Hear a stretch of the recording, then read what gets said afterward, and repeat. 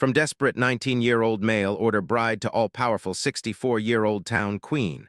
Her secret Maravilla's shuttle dropped through a sky the color of brass, and the world below looked like an old Western painting until the lights changed. Dusty ridges rolled like waves. A thin river cut through the valley like a silver thread. Wooden rooftops clustered around a main street, but metal towers stood behind them, humming with power. Windmills turned beside antennae. Horses waited near the landing pad, yet a few of them had smooth alloy plates on their legs and small blue lights where eyes should be. This was Sundown Ridge, the last town before the open badlands of planet Lumen 9. Mara was 19. She carried one small trunk, one worn travel bag, and a paper contract stamped by the Interworld Settlement Office. The contract said she would become the wife of a man named Clay Rourke, a rancher on the frontier. She had signed it on a rainy city night back on Earth, after the food credits ran out and her landlord locked the door. There were no good jobs left, not for someone like her. The city had towers and screens and security drones. But it also had hunger and debt, and people who did not look you in the eye. The Frontier program promised honest work, clean air, and a fresh start. A mail-order marriage was part of the deal. Now she stood at the bottom of the shuttle ramp and tried to breathe as if she belonged here. A crowd watched from a careful distance. The people of Sundown Ridge looked like a mix of old and new. Some wore dust coats and wide hats. Some wore sleek jackets with glowing badges. Two peacekeepers stood near the landing pad with rifles that looked too advanced for a small town. And then Mara saw him. Clay Rourke waited beside a dark Rover truck parked near the rails. He was tall, broad-shouldered, with a face carved by sun and wind. His hair was silver at the temples, his eyes steady and calm. His clothes were simple, brown coat, gloves, boots, but his belt carried more than a normal rancher's tools. There was a small scanner, a folded blade, and a metal badge without any shine. He did not smile like someone buying a prize. He nodded once like someone meeting a partner. "Maravilla?" he asked. "Yes," she said quickly, then slowed her voice. "Yes, sir. Clay." "No, sir." He stepped forward, took her trunk with one hand, and lifted it like it weighed nothing. "You must be tired." "I'm fine," Mara lied. Clay looked at the crowd, not angry, just aware. The watching eyes shifted away as if he had said something without words. "Let's get you out of the wind," he said. "We'll talk on the way." Mara followed him to the Rover truck. The vehicle looked like a classic frontier ride, big wheels, reinforced frame, but its dashboard had holographic controls. A faint blue glow ran along the engine vents. She climbed in. The seat was cracked leather, warm from the sun. Clay started the engine. It purred like a cat and then deepened into a steady hum. As they rolled toward town, Mara glanced at the main street. It had a saloon, a general store, a repair shop, and a small clinic with a white door. But there were cameras on the street lamps and a tall tower on the hill that pulsed with a soft light. "Is that a power station?" she asked. Clay's jaw tightened slightly. "Storm anchor." "Storm anchor? You'll learn," he said. "Best you do." They passed a group of men loading crates. One of them spat in the dust and stared at Mara like she was a rumor. A woman on a porch watched them with sharp eyes, then turned away. Mara felt her stomach twist. Clay noticed. "People here are slow to trust," he said. "Not your fault." "I don't want trouble," Mara whispered. "You won't go looking for it," Clay said. "But trouble out here doesn't always wait to be invited." They reached the edge of town and headed onto a dirt road that stretched into open land. Fences lined the path, some made of old wood, some made of wire with tiny blinking nodes. The ranch appeared over a rise. It was larger than Mara expected. 2 long barns, a main house with a porch, solar panels, and a stable that held both real horses and something else. One animal stepped into view and Mara froze. It looked like a horse, but its skin shimmered faintly like metal under dust. When it moved, the sound was softer than hooves. Its eyes were gentle, bright with a small inner light. Clay followed her gaze. "That one's a drift runner," he said. "We use them for long rides. They don't spook easy." "Are they alive?" Mara asked. "Partly," Clay said carefully. "Enough to be treated right." Mara didn't know what partly meant, and the way Clay said it made her think he didn't like it either. Clay parked by the porch and carried her trunk inside. The house smelled like dry wood, warm tea, and clean soap. It was plain but cared for. A small shelf held old books, real paper, not just screens. A rifle hung above the door, but so did a horseshoe and a small woven charm that looked handmade. Clay set her things near the stairs. You can have the upstairs room, he said. It's yours. Mara blinked. Not our room. Clay's expression did not change, but something soft showed in his eyes. This contract gave you safety and a place, he said. Not a cage, we'll do things proper at your pace. Mara's throat tightened. She had expected a hard bargain, cold rules. Maybe even fear. Instead, Clay offered space. Thank you, she said, surprised by how much the words mattered. Clay poured water into a kettle. You hungry? A little, she admitted. He handed her a plate of bread and beans, simple and warm. Mara ate slowly. Each bite was real. Not printed food, not ration paste. Clay sat across from her but didn't stare. He cleaned a small tool, the kind used to fix machinery. Mara finally found the courage to ask, "Why did you agree to this?" Clay paused, tool in his hand. "Town needs families," he said. "Stability." "And you needed a chance." "That's it," Mara asked. "That's enough," Clay answered, but his voice hinted at a deeper reason he wasn't giving. That night, Mara lay in the upstairs room and listened to the ranch settle into silence. The wind pressed against the windows. Somewhere in the distance, a low sound rolled across the land like far-off thunder. She got up and went to the window. The sky over Lumen 9 held 2 moons and a band of pale light like a river. But along the horizon, clouds moved in a strange way, fast, twisting, glowing faintly. A storm, and then she saw something she couldn't explain. The storm light struck the tower on the hill, the storm anchor, and the light bent like a hand shaping smoke. For a moment, the storm didn't just move. It hesitated, like it was listening. Mara stepped back, heart pounding. In the morning, Clay taught her the ranch routines. He didn't treat her like a servant or a guest. He treated her like someone who could learn. She helped feed the animals, real and machine-made. She learned how to mend a fence node. She carried water and counted supplies. Later, they rode out along the east line to check the perimeter. The land was wide and beautiful in a lonely way. Red rock, yellow grass, bright sky. It made Mara feel small but not crushed, small like a person standing on the shore of a great sea. Clay rode a normal horse. Mara rode a smaller one, patient and calm. You do fine, Clay said. I used to help my grandmother in her garden, Mara said. This is bigger, Clay nodded. Bigger land, same truth. You tend it, it tends you. They reached a ridge where the fence ended near a rocky outcrop. Beyond it, the badlands stretched like broken teeth. Clay's horse shifted uneasily. Mara saw why. A black scar cut through the ground, a long crack filled with glassy stone. Blue light flickered inside it like trapped lightning. What is that? Mara asked. Clay's eyes hardened. Old wound, he said. Don't go near it. Mara leaned forward, curious despite herself. The air around the crack felt colder.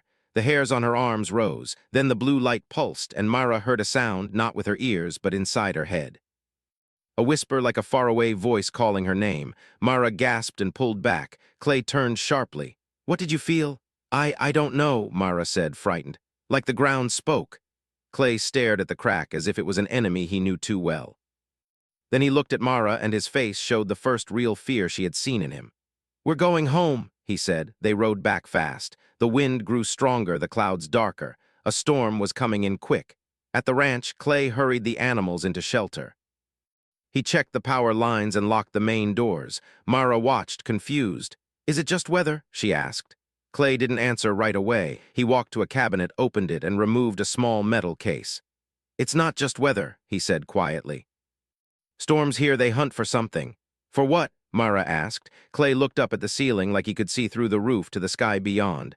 For power, he said, for secrets. A loud boom shook the house. The lights flickered. The air seemed to thicken like pressure in a bottle. Mara's breath caught. Clay moved to the back of the house to a door Mara hadn't noticed before. It blended into the wall, older wood reinforced with metal. What's in there? Mara asked. Clay hesitated. Then he opened the door a crack. A set of steps descended into darkness. Cold air flowed up, carrying a faint scent like stone after rain. Mara took one step closer. Clay, he glanced at her, measuring a decision. Not tonight, he said, but soon. Because if you heard that crack, then it already knows you're here. Another boom hit the ranch, closer this time, and the storm anchor on the hill flashed like a warning star. Mara's heart pounded, but a strange feeling rose beneath her fear. A feeling like the land had chosen her. She was not just a desperate girl who signed a contract. She was standing at the edge of something hidden, something old, something powerful. And whatever it was, it had started to whisper her name. The storm passed, but the feeling it left behind did not disappear. Myra woke early the next morning, long before the twin suns rose above the hills. The ranch was quiet except for the soft sounds of animals moving in their stalls. She lay still for a moment, staring at the wooden ceiling, thinking about the whisper she had felt near the glowing crack in the ground. It had not been a sound, not really. It had been something deeper, like a thought that did not belong to her. She sat up slowly. Outside, the sky held soft colors of blue and gold. Dust drifted across the land like thin fog. Everything looked normal, but she felt different. Downstairs, Clay was already awake. He stood near the kitchen table, studying a small holographic map projected from his wrist device. Lines of light moved across the map like rivers. "You sleep?" he asked without looking up. "A little," Mara said. He nodded. "Storm caused damage near the east boundary." "We'll check it after breakfast." Mara hesitated. "Clay, about last night." He turned toward her, calm but serious. "You felt something," he said. "Yes." Clay studied her face carefully. "Tell me exactly." Mara tried to explain the strange whisper, the feeling of being called. She spoke slowly, unsure of the words. Clay listened without interrupting. When she finished, he sighed quietly. "I hoped you wouldn't," he said. "Wouldn't what?" "Connect," he answered. Mara felt confused. "Connect to what?" Clay walked toward the hidden door at the back of the house, the one that led underground. He stopped beside it and rested his hand on the metal frame. "This town sits on old technology," he said. "Older than any colony. Nobody knows who built it. We only know it controls the storms." Mara remembered the storm anchor flashing in the distance. "And the crack?" she asked. "Part of the system," Clay said. "Broken pieces." He looked at her again, more carefully now. "Most people feel nothing near it," he said. "You did." Mara swallowed. "Is that bad?" "It's dangerous," Clay said quietly. He opened the hidden door. Cold air rose from the stairway below. "Come," he said. Mara followed him down the steps. The air smelled like stone and electricity. Small lights turned on automatically as they moved deeper underground. The staircase opened into a large chamber carved from rock, but the rock was mixed with smooth metal surfaces that glowed faintly. Lines of blue light ran across the walls like veins. At the center stood a tall structure shaped like a circle standing upright. It hummed softly. Mara stopped walking. "It's beautiful," she whispered. "It's powerful," Clay corrected gently. Mara stepped closer. The blue light pulsed slowly, almost like breathing. The same strange feeling from the crack returned, warm, curious, watching. The light brightened when she approached. Clay noticed. He moved quickly, stepping between her and the structure. "That's enough," he said. Mara blinked. "It reacted to me?" "Yes," Clay said. "And that's why you must be careful." He explained that the underground device helped control the violent energy storms that could destroy settlements. Long ago, someone had learned how to use it, but that knowledge was mostly lost. The town's survival depended on keeping it stable. "Only a few people know this exists," Clay said. "If outsiders learn about it, they will come." Mara felt a chill. "Why show me?" she asked. Clay hesitated. "Because it already noticed you," he said finally. "Better you understand than fear shadows." They returned to the surface, but Mara's thoughts stayed below with the glowing structure. Days passed. Mara learned ranch work quickly. She rode farther into the fields, repaired fences, and helped with trade shipments. Slowly, the people of Sundown Ridge began to accept her. Some still watched with suspicion, but others greeted her with nods or short smiles. One afternoon, she visited the town market alone. A group of traders argued loudly near a stall selling tools. A small alien child, blue-skinned with bright eyes, ran past her, laughing. The frontier was strange, but it felt alive. At the saloon porch, an older woman with silver hair stopped her. "You're Clay's bride," the woman said. "Yes," Myra replied. "I'm Eliza," she said. "Town council." Her gaze was sharp but not unkind. "You work hard," Eliza added. "People notice." Myra felt shy. "I just try to help." Eliza nodded slowly. "Good, this place needs strong people." She leaned closer. "And it needs secrets kept safe." Myra felt her heart beat faster. Did Eliza know? Before she could ask, Eliza walked away. That night, Clay and Myra rode to check the west boundary. The sky turned dark purple as evening approached. Suddenly, Clay raised his hand. "Stop!" Myra's horse slowed. In the distance, a group of riders moved toward them fast, not townsfolk. Their mounts were mechanical, built for speed. Their coats carried metallic patches, bandits. Clay's voice became firm. "Stay behind me." The riders circled them, laughing loudly. "Well, look here," one said. "Old Rourke found himself a young bride." Mara felt anger but stayed silent. "We're just passing through," Clay said calmly. The leader smiled. Maybe we're looking for something buried under this land." Mara felt cold fear. Clay's eyes hardened. "Nothing here for you," the bandit shrugged. "We'll see." After a tense moment, they rode away, dust rising behind them. Mara exhaled slowly. "They know," she said. "Maybe," Clay replied, "or maybe they guess." Back at the ranch, the underground device pulsed stronger than before. Mara stood near it, watching. The light shifted toward her again. She lifted her hand without thinking. The air vibrated. A faint image appeared above the structure, shapes of mountains, storms, and glowing lines across the land. Mara gasped. Clay rushed forward. "Step back!" She did, and the image faded. Clay stared at her with mixed emotions, worry, surprise, and something like hope. "You activated it," he said quietly. "I didn't mean to," Mara whispered. "I know." Outside, thunder rolled again in the distance. Clay looked toward the ceiling, thinking deeply. "The town will need you," he said finally. "Me?" Mara asked, shocked. He nodded slowly. "The frontier changes," he said, "and sometimes it chooses someone unexpected." Mara looked at her hands, unsure whether to feel afraid or strong. She had arrived as a desperate girl searching for survival. Now something ancient and powerful was beginning to answer her. And somewhere beyond the hills, people were coming, drawn by the same secret she had just awakened. The days after the bandits' visit felt heavier. Sundown Ridge looked the same on the outside, dusty streets, quiet shops, the slow rhythm of ranch life, but something had changed beneath the surface. People spoke in softer voices. Riders came and went more often. The storm anchor on the hill glowed brighter at night, pulsing like a distant heartbeat.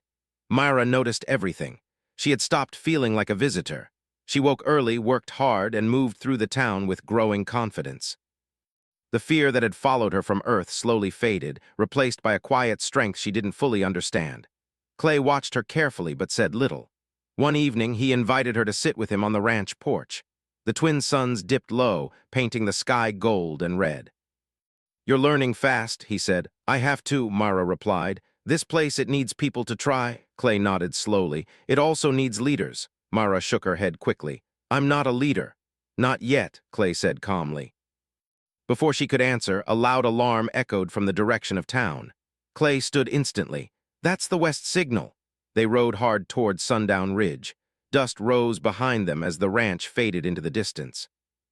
When they reached the town, people were gathering near the main street. A merchant's caravan had arrived damaged, its vehicles scratched and half broken. Bandit attack.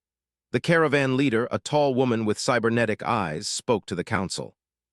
"They're getting organized," she said. "Not random raiders anymore. Someone is guiding them." Mara listened from the edge of the crowd. Guided bandits meant planning. Planning meant someone wanted control. Eliza noticed Mara standing there and motioned her closer. "You should hear this," the councilwoman said quietly. Mara hesitated but stepped forward. The caravan leader continued. "They asked about energy storms, about the anchor tower, about underground systems." Mara's stomach tightened. Clay glanced at her, silent but alert. After the meeting, the council gathered in a small room. To Mara's surprise, Eliza invited her inside. "She's part of this now," Eliza said when others looked unsure. Mara felt nervous but stood straight. "We need a plan," Eliza said. "If someone is searching for the old tech, they won't stop." One council member suggested sending a message to distant authorities, but Clay shook his head. "They'll take the system for themselves," he said. "We lose everything." Silence filled the room. Mara spoke before she could stop herself. "What if we don't wait for them?" Everyone looked at her. She felt heat rise to her face but continued. "We know the land better than outsiders," she said. "We can protect the town, build defenses, work together." The room stayed quiet for a moment. Eliza smiled slightly. "That sounds like leadership," Mara swallowed. "I'm just thinking out loud." Clay's eyes held quiet pride. The next weeks were filled with preparation. Mara helped organize patrol routes. She spoke with ranchers, miners, traders, and even alien settlers living on the edge of town. She listened more than she talked, learning what each group needed. Slowly, people began coming to her with questions. "How should we repair the east fence?" One night, while working near the underground chamber, the ancient device reacted again.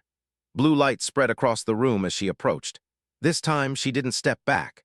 The air shimmered, and an image formed, a map of the planet, glowing lines connecting different regions. Storm patterns, energy flows. Mara felt knowledge brushing against her mind, not forcing itself but offering guidance. She reached out slowly. The map changed. Clay watched from behind, tense but trusting. "It's teaching you," he said quietly. "I think it's showing possibilities," Mara whispered. Outside, the wind grew strong again. A storm approached, but unlike before, Mara felt calm. She closed her eyes and focused. The device responded. The storm anchor's light shifted. Above ground, clouds moved differently, sliding away from the town's center. Clay stared in disbelief. "You adjusted the storm." Mara opened her eyes slowly. "I didn't control it," she said. "I just asked." Word spread quickly. People began calling her the one who speaks to the storms. Mara didn't like the title, but she couldn't deny what was happening. Then came the news. A large fleet had entered the system, corporate ships known for taking resources without permission. Eliza gathered the town again. "They will come," she said, "and when they do, they won't ask politely." Fear moved through the crowd. Mara stepped forward. "We stand together," she said, her voice steady. "This town survived because people helped each other. We will protect it the same way." Her words were simple, but people listened. Over the next days, traps were set in the Badlands. Old tunnels were reinforced. Communication lines were strengthened. Mara rode long hours, checking defenses, encouraging tired workers, learning every corner of the land. She wasn't just surviving anymore. She was shaping the future. One evening, a young boy ran toward her in the street. "They're here," he shouted. Ships appeared in the sky like dark shadows. Fear filled the town, but no one ran. Mara stood beside Clay, watching the ships descend toward the outer fields. "You ready?" Clay asked. Mara took a deep breath. "No," she admitted softly. Then she looked at the people behind her, ranchers, traders, families who trusted her. "But I will be." The ships landed. Figures in armored suits stepped out, confident and cold. Their leader approached with a smile that did not reach his eyes. "We are here for the energy source beneath this town," he said. "Cooperate and no one gets hurt." Mara stepped forward. "This land belongs to us," she said calmly. The man laughed lightly. "You think you can stop us?" Mara remembered the underground light, the storms, the whispers. She stood taller. "Yes," she said simply. Behind her, the storm anchor began to glow brighter. Clouds gathered above the ships. The wind rose. The man's smile faded as he looked at the sky. Mara felt the energy respond to her presence, not as a weapon, but as a shield. The people of Sundown Ridge stood together, and in that moment they no longer saw her as a stranger or a desperate bride. They saw her as their protector, their leader. Their town queen in the making. The sky above Sundown Ridge turned dark as the corporate ships hovered like silent giants. Dust lifted from the ground in slow spirals. The storm anchor on the hill pulsed brighter with every passing second, sending waves of blue light across the valley. Mara stood at the front of the town, her boots planted firmly in the dirt road. Behind her stood ranchers, traders, families, and workers, people who had once watched her with doubt but now waited for her guidance. The leader of the corporate group stepped forward again. His armor reflected the stormlight, making him look larger than he was. "You are making a mistake," he said calmly. "This world holds energy resources beyond value. Your small settlement cannot protect it." Mara met his eyes without fear. "This town is not small," she replied. "It's alive because people protect each other." He smiled slightly. "People always say that before they lose." Behind him, machines unfolded from the ships, scanning towers, hovering drones, heavy equipment ready to dig. Mara felt a quiet anger rise inside her, but she kept her voice calm. "You don't understand this place," she said. "And you don't understand the storms." The man shrugged. "Storms can be controlled with the right technology." Clay stepped beside her, watching carefully. "They think they know," he said quietly. Mara nodded. But deep inside, she felt something else, a call from below the earth. The ancient system was reacting to the danger. The underground device wanted her. She turned to Clay. "I need to go below." He understood immediately. "I'll hold them here," he said. Mara ran toward the ranch, her heart pounding. The wind grew stronger as she entered the house and moved toward the hidden door. The underground chamber welcomed her with soft blue light, brighter than ever before. The device hummed like a living thing. When she stepped closer, the light expanded, surrounding her gently. Images formed in the air, memories of storms, old battles, ancient builders who had shaped the system long before humans arrived. She realized something important. The device was not a weapon. It was a guardian. It protected balance. Mara closed her eyes. "I don't want power," she whispered. "I just want to protect this home." The light responded, flowing toward her hands like warm water. Outside, machines began drilling into the ground. The corporate leader ordered his workers forward, ignoring warnings from the townspeople. The moment the drills touched the earth, thunder cracked across the sky. Lightning struck near the ships, forcing workers to step back. Clay watched as the storm grew stronger, circling above the town but never touching it directly. "She's doing it," he said softly. Inside the chamber, Mara felt energy move through her, not painful but heavy, like carrying a great responsibility. The system showed her its secret. It needed a guide, someone willing to listen rather than control. Over the years, without realizing it, she had slowly connected with it through kindness, patience, and courage. That was her real power. She stepped forward and placed both hands on the glowing surface. "Protect this place," she said quietly. The device answered. A wave of light spread underground, moving toward the storm anchor. Above ground, the storm shifted direction. Winds pushed outward, forming a barrier around the town. The corporate leader stared at the sky in shock. "What is happening?" he demanded. Sensors on his wrist flashed warnings. Energy levels rose rapidly, but only outside the protective circle. Lightning struck again, closer to the ships. Fear appeared on his face for the first time. "Pull back," he ordered, but it was too late. The storm forced the machines to shut down. Hover drones lost control and landed roughly in the dirt.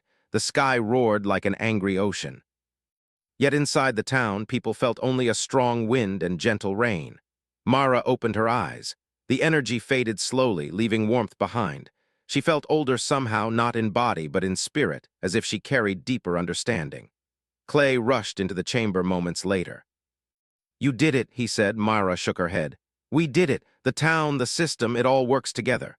They returned outside. The corporate ships were lifting off, retreating from the storm's edge. The leader stood near his vessel, staring at Mara with a mixture of frustration and respect. "This isn't over," he said before leaving. Mara watched silently as the ships disappeared into the clouds. The storm slowly calmed. Sunlight broke through the sky again, golden and warm. People gathered around her, relief and joy on their faces. Eliza approached with a gentle smile. "You protected us," she said. Mara felt shy. "I just listened." Eliza nodded. "That is why you lead." Days passed, and life slowly returned to normal. The town repaired damage and strengthened defenses. Trade resumed. Children laughed in the streets again, but something had changed forever. Mara spent more time near the underground chamber, learning how to guide the energy without forcing it. She realized that the system was slowly merging with her awareness, extending her understanding of the world. Years moved forward. Seasons passed.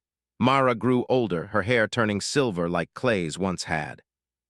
The town grew stronger too, becoming a safe haven for travelers and settlers. At 64 years old, she stood on the ranch porch, watching new riders arrive under the twin suns. People called her the town queen now, not because she demanded it, but because she protected and guided. Her secret remained known only to a few. She did not rule through fear or power. She ruled through balance. Clay stood beside her, older but still steady. "You ever regret coming here?" he asked gently. Mara smiled softly. "I came here desperate," she said, "but this place gave me purpose." Below the hill, children chased each other through the fields. The storm anchor glowed quietly in the distance, steady and calm. The land felt alive. Mara looked toward the horizon, where new journeys always began. She had started as a frightened 19-year-old searching for survival. Now she was a guardian, a leader, and a legend, proof that true power came not from strength alone, but from the courage to grow, protect, and believe in something greater than yourself. And under the endless sky of Lumen 9, her story continued, carried by the wind like a promise that the frontier would always have someone ready to stand for it.